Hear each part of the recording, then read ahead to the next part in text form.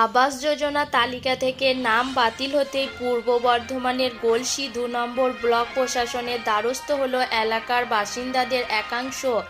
এই দিন ব্লক অফিসে বিভিন্ন গ্রামের মানুষেরা লিখিত অভিযোগ করেন। তাদের অভিযোগ, আবাস যোজনায় বাড়ি পাওয়ার যোগ্য হলেও তাদের নাম বাদ দেওয়া হয়েছে।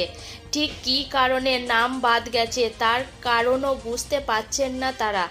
ব্লকের বেলগ্রামের বাসিন্দা বন্দনা মালিক বলেন, আমাদের বাড়ির নাম এসেছিল, সার্ভেও হয়েছিল, কিন্তু কী কারণে নাম বাদ গেল সেটা আমরা বুঝতে পারছি না।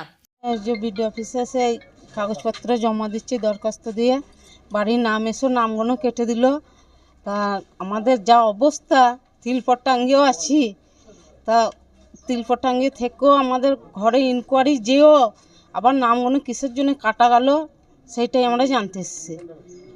হ্যাঁ, এখানে এসে কিছুই এখনো বলে নাই, এটাই বলতে পারছি না। আমরা বাড়িই চাইছি, বাড়ির অবস্থা তিলপট্টাঙ্গি আছি, বাড়িটা আমার পড়েই গেছে, ছিটে ভাড়া ঘর ছিল পড়ে গেছে, কিন্তু আমি এখন তিলপট্টাঙ্গি আছি 14 বছরের ছেলে নিয়ে। বাড়ি আমার আর কেউ নাই, আমি আর আমার ছেলে। কোথায় বাড়ি আপনার? আমাদের বাড়ি বেলগ্রাম। নাম?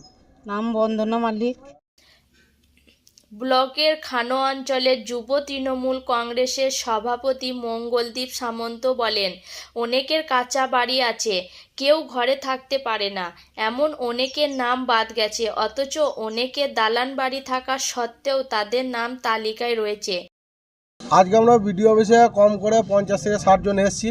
এই যে বাংলার আবাস যোজনার যে বাড়ি মুখ্যমন্ত্রী ঘোষণা করেছিলেন, সেই বাড়ির লিস্ট যাদের বেরিয়েছে এবং বিডিও অফিস থেকে তা ইনকোয়ারি করে অনেক মানুষের কাঁচা বাড়ি আছে, কেউ ঘরে থাকতে পারে না, সেইগুলো কাটা গেছে। এবং যাদের দালান বাড়ি আছে অনেকে তাদের নাম এসছে, তা যাদের বাড়ি কাটা নাম গেছে তাদের সেই জন্যই আমরা আজকে বিডিও অফিসে এসেছি। এনারা কি বললেন? এনারা বললেন দরখাস্ত দিন, আমরা দেখছি। আমাদের একটাই বক্তব্য রয়েছে যে মুখ্যমন্ত্রী মমতা বন্দ্যোপাধ্যায় যখন দিচ্ছে, কার এখতিয়ারে কার আদেশে এই গরিব মানুষের যে বাড়িগুলো এসছে সেগুলো কেন কাটা যাচ্ছে, সেটা আমাদের দাবি রয়েছে বিডিও ম্যাডামের কাছে। আমরা সেই লিখিতভাবে সেই দাবি জানিয়েছি।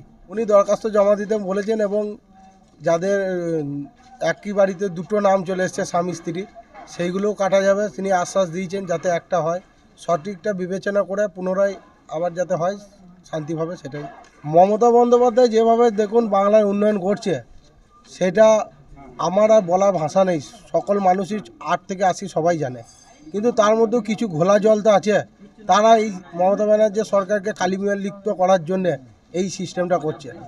এটা আছে অনেক, ধরুন দলের থেকে যারা দলের বদনাম করেছে, দল ছেড়ে চলে গেছে, আবার দলে এসছে, দলের ক্ষতি চাইছে, সেরকমই লোকজন আছে অনেক।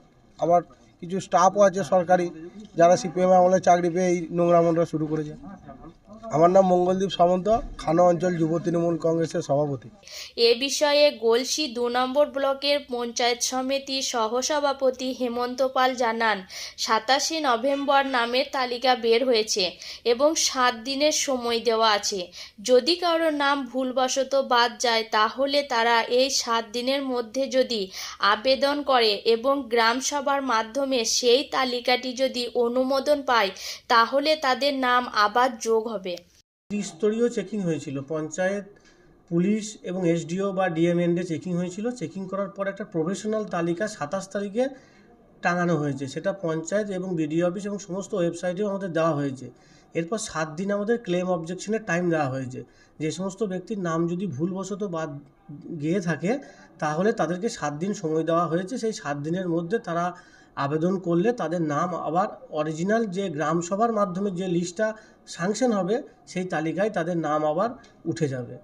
এইটার জন্য এখন 7 দিন ব্লক অফিসে যাদের অভিযোগ আছে, যাদের নাম হয়তো কোনোভাবে কোনো কারণে হয়তো ভুলবশত বাদ গেছে, তাদের নাম যাতে আবার নতুন করে ফাইনাল তালিকায় থাকে, তার জন্য আমাদের দরখাস্ত জমা নেওয়া হচ্ছে। আমি হেমন্ত পাল, সহকারী সভাপতি, গলসি 2 পঞ্চায়েত সমিতি।